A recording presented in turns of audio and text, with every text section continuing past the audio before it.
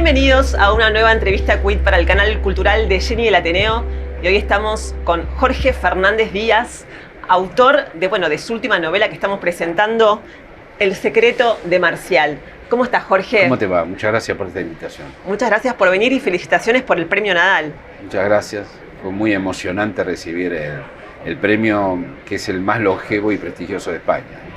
Una bomba mediática, además, porque cuando lo recibís es breaking news, se detienen todas las programaciones del cable, de la televisión abierta, te mandan todos los mobileros encima, hay una rueda de prensa nacional, salís en todos los diarios de todas partes y al día siguiente te reconocen los taxistas en la calle. Es increíble. Así que fue una cosa realmente muy... Yo sabía que era más prestigioso, por eso me presenté, pero no sabía que tenía tal impacto social y tan grande. Estoy al borde, yo que estoy acostumbrado a la exposición, digamos, tuve casi un ataque de pánico. Claro, te quedaste en blanco. Es como un electroshock, sí. El asunto, ¿no?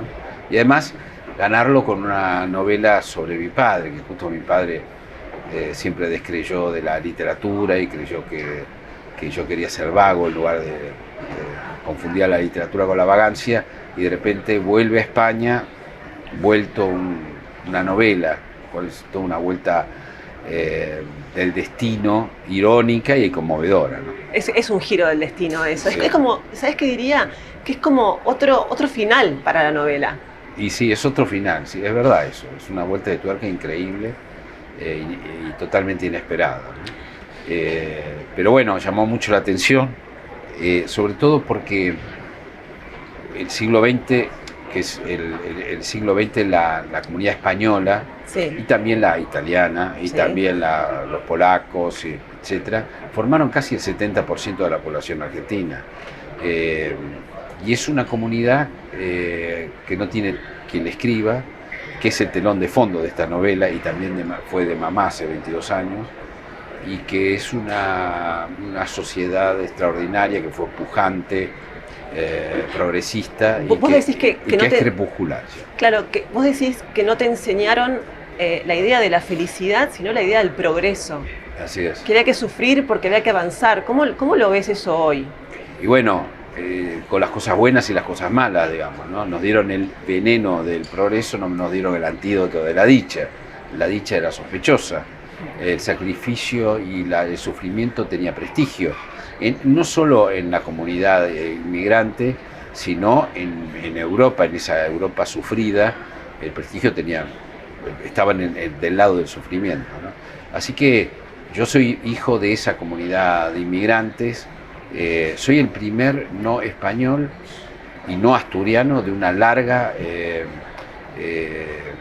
familia que llega hasta el medioevo.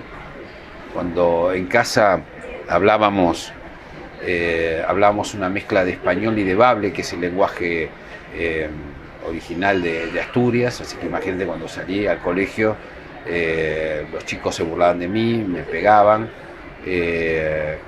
y que eso, tengo una anécdota que la cuento, sí, en El secreto de Marcial. Que te enseñó a defenderte por una película. Y sí, porque aquellos inmigrantes, muchos de ellos venían de aldeas, no habían visto el mundo. Ese televisor en blanco y negro, sí, que había en nuestras casas de clase media baja, era la única ventana de verdad que había hacia el mundo. Sí.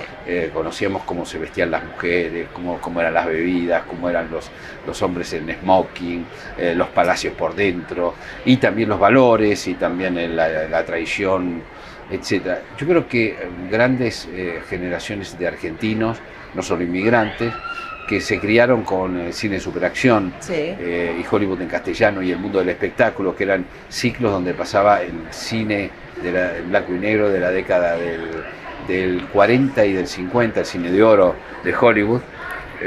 Bueno, fuimos formados de alguna manera por esa ventana al mundo, ¿no? Por ese melodrama. Siempre digo que no solo somos lo que comemos, sino lo que vimos, lo que hemos visto de chicos, ¿no? Sobre todo la infancia y la preadolescencia. Eso nos formó muchísimo, ¿no?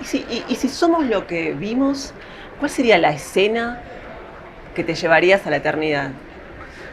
estaba a punto de contar una escena que me llevaría, que es cuando, cuando me pegan en el colegio, en el León 13.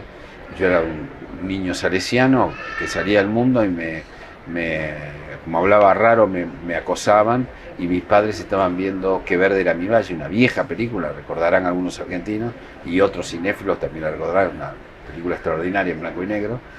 Y resulta que el niño de esa familia galesa vuelve, le pegaban también en el colegio, y los hermanos le enseñan boxeo.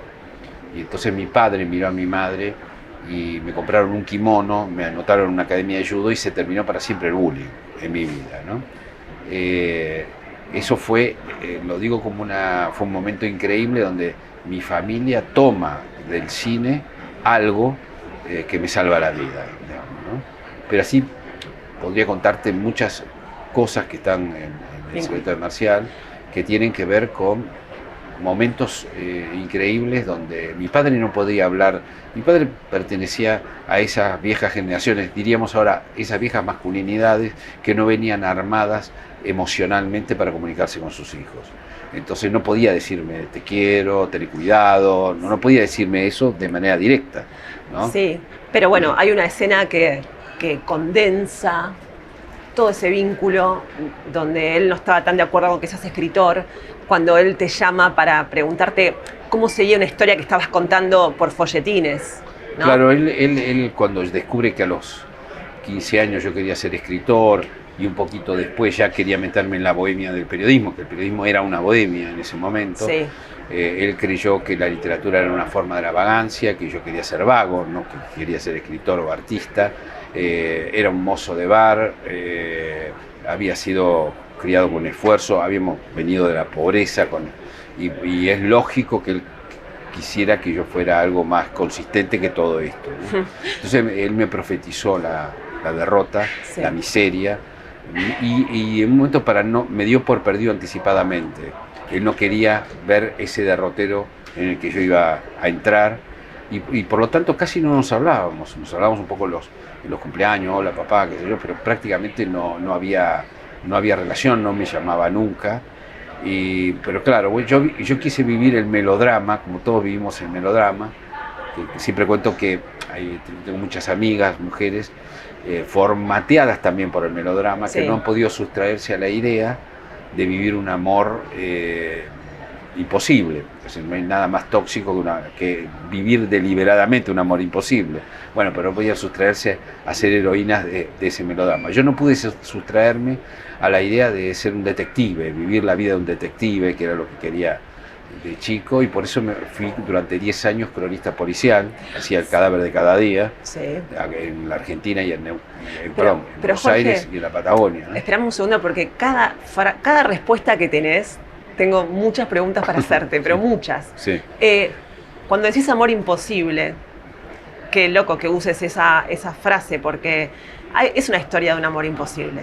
La novela es también una historia sobre la lealtad en una amistad. ¿Te chocó eso en su momento? ¿Te afectó? No, yo creo que...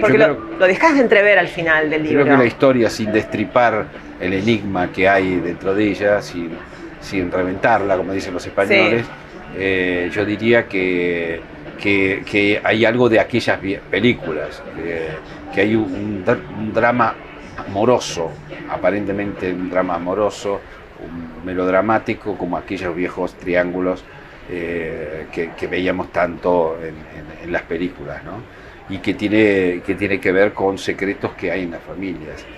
Déjame decirte que toda familia está llena de secretos, sí, que lo que nosotros creemos que es la historia oficial de una familia es algo muy... Freud siempre dice que hay el relato consensual, el relato de consenso, sí, ¿no?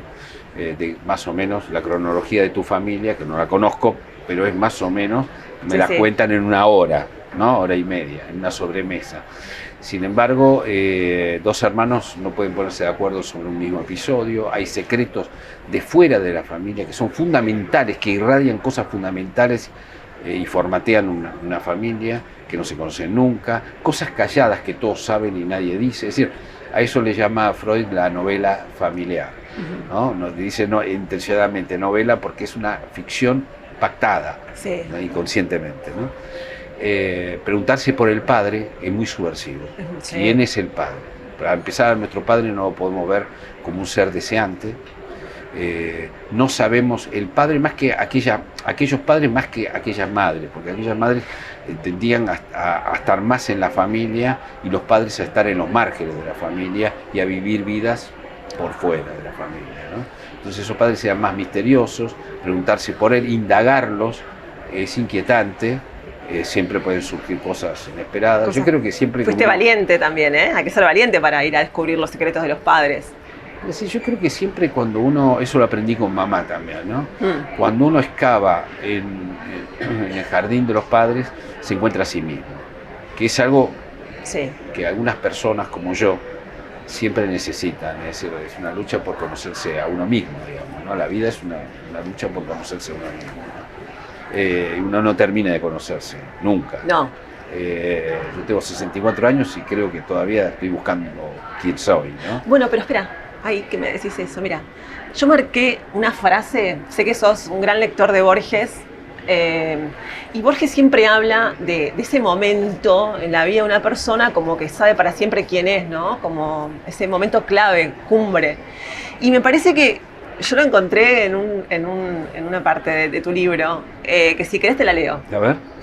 Moría un descarriado que se había vuelto el soldado obediente de un reglamento rígido y correcto, y nacía un huérfano más libre, más anárquico, más genuino, más desprolijo, independiente, más creativo e impetuoso, más novelas y menos noticias, más ensayos y menos informaciones, más calle y menos redacción, cuando esas salas sucesivas habían sido justamente mi hogar, mi café, mi tertulia, mi facultad, mi refugio, mi laboratorio de todos los aprendizajes y emociones durante 30 años de servicio activo. Hay ahí un momento que parece como donde el hijo se encuentra. Que es el momento en que el padre muere. Cuando el padre muere, para un hijo varón y una madre para una hija mujer, bueno, uno siente que es el siguiente, que la vida te da una nueva oportunidad, que se resetea tu vida de alguna manera. Sí. Y para mí fue fundamental porque cambió muchas cosas. Efectivamente, esas dos vocaciones solapadas que yo llevaba entre el periodismo y la literatura, bueno, la literatura dio un paso al frente, como antes había dado paso al frente el periodismo, y se fue apoderando de mi tiempo y se definieron muchas otras cosas que tienen que ver también con la edad, ¿no? Uno no tiene la misma inteligencia cuando tiene 20, 30, 40 años que cuando tiene la inteligencia que le sigue, ¿no? Uno tiene que hacer un cambio, es como un cambio, como los boxeadores que tienen un cambio de aire, sí. Tiene que haber un cambio de... El que quiere seguir con la misma clase de inteligencia toda la vida se frustra, el que hace ese cambio aprovecha las nuevas facultades que tiene y deja de pelear con las viejas armas, que con las viejas armas cualquiera lo puede derrotar. Sí. Digamos, ¿no? Ahora, tu padre aparece reclamándote casi la escritura de esta novela, porque vos usás una imagen muy shakespeariana, que él aparece como un fantasma literario.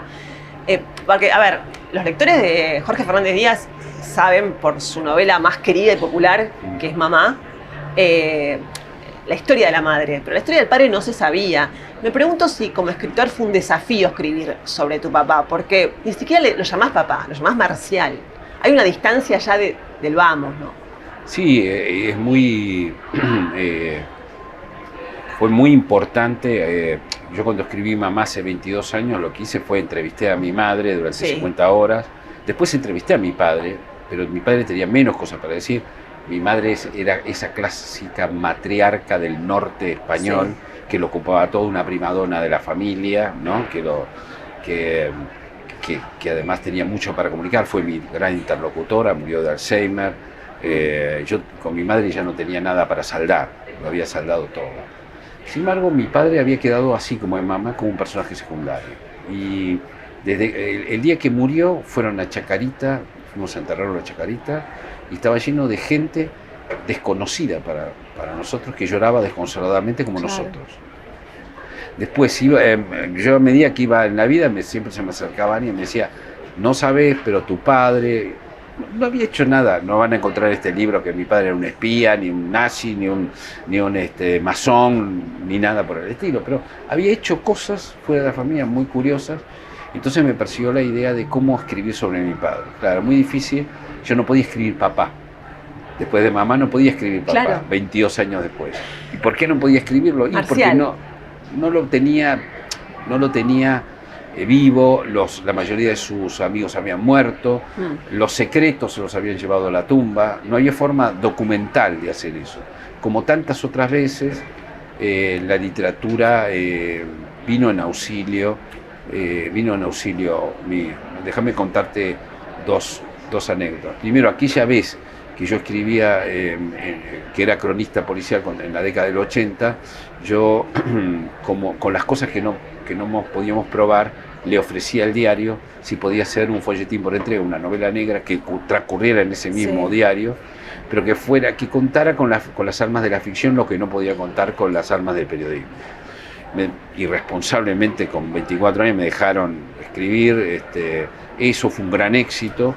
Y una vez que estoy escribiendo, eso suena el teléfono y atiendo, era mi padre, que me dice, va a recuperar el dinero. Mi padre no me hablaba desde hacía 6 o 7 años, ¿no? Y no me llamaba nunca. Imagínate, primero me llama y segundo me pregunta, ¿va a recuperar el dinero? Así. Sí. Está en la novela, claro. Claro, entonces yo, me doy cuenta que ¿Estás seguro? Te dice. Que está hablando, claro, de un rescate que ocurría en la novela por entregas, donde alguien llevaba un rescate, dejaba un bolso, un chico de la calle pasaba y se lo robaba. Entonces me saltaron las lágrimas. Claro. Traté de que él no se diera cuenta y le digo, ¿para qué querés saberlo, papá? Me dice, porque aquí en el bar ABC de Canil y Córdoba en ese momento, Calabrini, Ortiz y Córdoba, aquí todos lo siguen, están muy nerviosos y me han comisionado para que yo lo averigüe. Yo le dije, sí, lo va a recuperar. Y él me dijo, ¿estás seguro? Como no creyendo que yo podía haber escrito eso, era el autor de eso, digamos, ¿no? A partir de ese episodio nos reconciliamos. ¿Sentiste una validación? Disfrutamos, sí. Pero eso me dio siempre, te digo esto porque esta es la clave de mi literatura. Ahí donde el periodismo no llegaba, como en ese folletín, llegaba, yo tenía una forma de saltar esa frontera, lo que no se puede contar en periodismo, lo que no se puede probar. Claro. Pero vos sabés más cosas que no podés probar. Sí. Muchas veces con la ficción yo fui capaz de saltar con la vida privada, con Corazón Insertado, con La Segunda Vida de las Flores, con Fernández, con muchos otros libros, también con Remil, toda la saga de Remil. Es usar el espionaje político de ficción para contar el lado B de la política. Es decir, muchas veces hice eso. Con Marcial no sabía cómo hacerlo, no tenía la documentación, tenía mitos familiares, hasta que dije, esto es una novela, tengo que hacer un surcido entre realidad y ficción muy detenido, que solo mi hermana, que conoce la vida de mi padre y la mía, pueda decir esto es ficción y esto no es. Bueno, sí, porque uno cuando lo va leyendo va diciendo, ¿esto es ficción o realidad? En este caso usaste los elementos de la ficción para contar tu propia vida. Por ejemplo, esa escena en la radio, donde esa caja... donde me mandan una caja, una secreto. Oyente, tantas cajas que me han mandado los oyentes a lo largo de la vida. ¿Pero eso fue verdad? Con historias. Eso fue verdad. No puedo contar. No me podés decir todo. Claro, bueno. Una de las cosas que no quiero es empezar a decir esto es ficción, esto no es ficción, porque justamente está todo surcido de una manera muy delicada, digamos. Además, uno es lo que recuerda. Y en la ficción y en la realidad se mezcla todo, más de una persona como vos. Yo leyendo tu novela pensaba, ¿cómo hizo Jorge Fernández Díaz para convivir de tal manera con la ficción y la cruda realidad? O sea, dedicándote, por ejemplo, a los policiales y después soñando con las películas. ¿Qué pasaba en esa cabeza, Jorge? Con los policiales, yo mientras hacía El cadáver de cada día, estaba leyendo a Chandler, a Hammett, a Ross McDonald, a todos esos, digamos, ¿no? A Simenón, a los ingleses, etc. Luego, en mi larga carrera en el periodismo gráfico, aprendí a entrar y salir. Sí. Entrar y salir, que esto fue lo fundamental. Entrar y salir de la actualidad. ¿Salir para qué? Para escribir literatura. Entrar y salir fue lo fundamental. Muchas veces escribí novelas en redacciones, a deshoras, en vacaciones, en momentos robados al tiempo, digamos, ¿no? Y ahora me sirvo de la experiencia periodística. Yo creo que el periodismo me dio el enorme privilegio de conocer la condición humana de manera muy descarnada. Y cuando digo cosas extremas y cosas cotidianas. Y toda esa experiencia es la experiencia que yo trato de reconvertir en literatura ahora, ¿no? Ahora, te pregunto como periodista, vos cuando empezamos la conversación decías que en España fue una revolución el premio, que es algo que acá no pasaría. No. Si a vos te hicieron muchas entrevistas por tu libro, sí. Pero, sin embargo, cuando... No, perdón, no a mí, a todos los ganadores del Nadal le pasa esto. Sí. Pero entendés que esto acá no pasa. No pasa. No se para el país por un premio literario. Ahora, primero, ¿por qué pensás que no se para el país por un premio literario? Y después, ¿por qué pensás que cuando te entrevistan acá te terminan titulando con definiciones políticas y no definiciones sobre tu libro? Supongo que aquí soy además un analista político, sí, que eso distorsiona bastante. Allá soy un escritor puro y duro. Acá también sos un escritor. Sí, soy un escritor esencialmente, pero casi también... 20 novelas publicadas. Sí, pero me siguen llamando para ver qué pienso de Milei, de Cristina, de esto, de aquello. Sí. Pero lo que vos preguntás es más profundo, ¿no? Porque vos hablás de una... España es una sociedad que se volvió una sociedad muy lectora. Muy lectora. El mercado del libro está creciendo exponencialmente, cuando parecía que después, cuando se entró en la pandemia creyendo que el libro estaba muerto y está en crecimiento absoluto. Mirá. Sí. Aquí se ve mucho, pero no, sí, pero el mercado todavía sigue muy caído porque la recesión es muy grande, sí, la pérdida es muy grande. Pero además, me parece a mí que el periodismo español tiene una ventaja sobre el argentino. El argentino es muy bueno en un sentido, pero carece de esto. La formación del periodista español es muy literaria, es una formación libresca. Sí. Vos te encontrás con, no sé, alguien que dirige, que es un presentador, no sé, de noticiero o conduce la primera mañana de una radio y sabe de literatura. No solo leyó tu libro, no solo me hacían entrevistas con el libro leído, sino y leído, de verdad, y producido con música, con cosas de películas, sino que además vos te sentabas, tomabas un café después con él y esa persona tenías para hablar de literatura 2 horas. Sí. Y eso no ocurre, es decir, creo que hay otra sociología en el periodismo argentino, que lo digo con dolor porque es mi familia, yo he vivido en esa comunidad 45 años. Pero vos como editor tampoco por ahí titularías, ¿no? Te pones en el lugar de un editor y no titulás con el libro, titulás con política.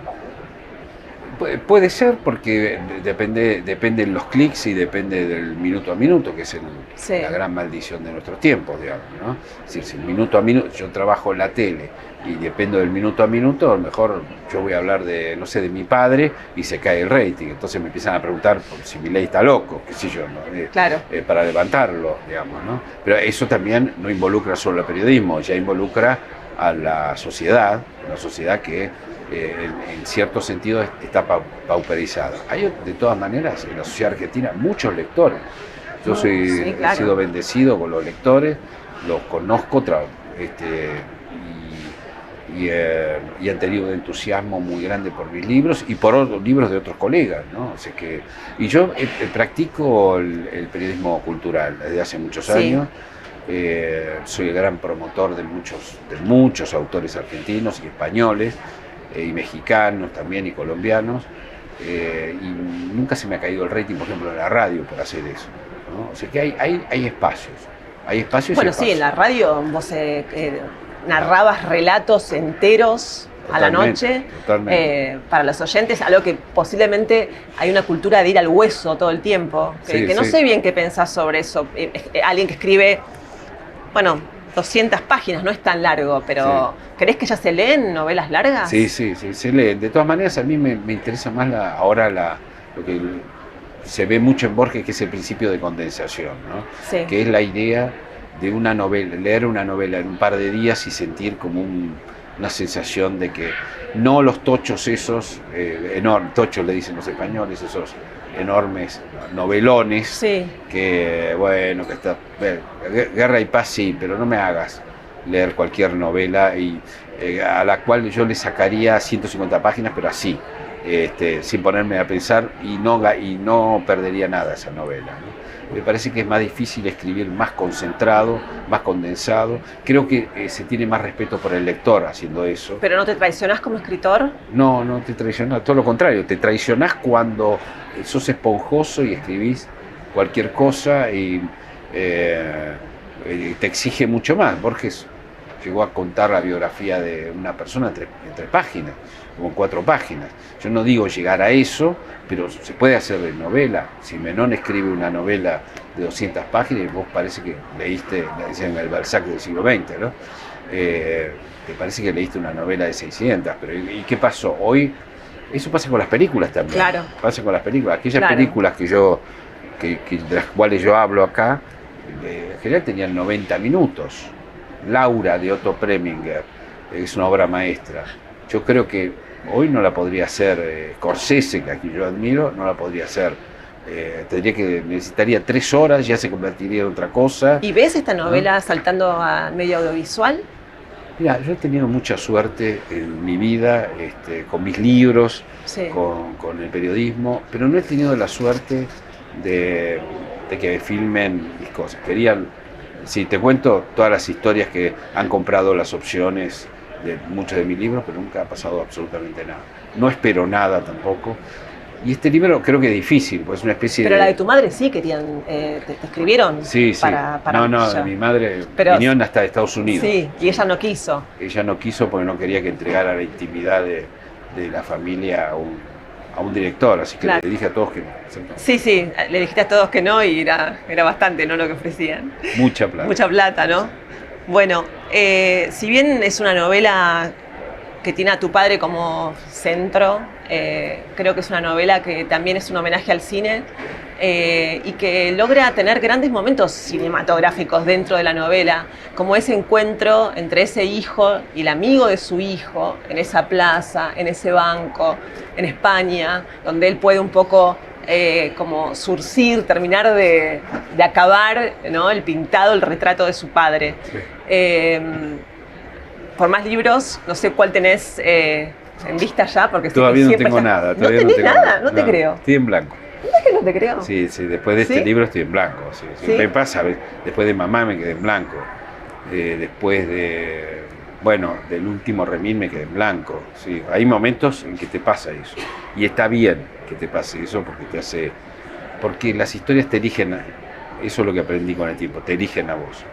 Y hay que esperar que te elijan. Que aparezcan así como ese Sí, fantasma. Sí, no ser táctico, no decir, bueno, ahora me conviene esto. Yo nunca pude hacer eso.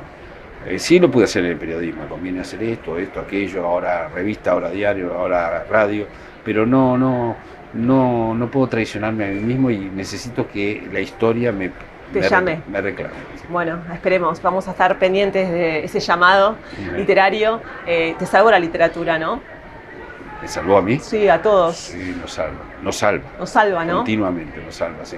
Nos hace vivir otras vidas, es muy aburrido vivir una sola vida. Nos permite vivir otras vidas.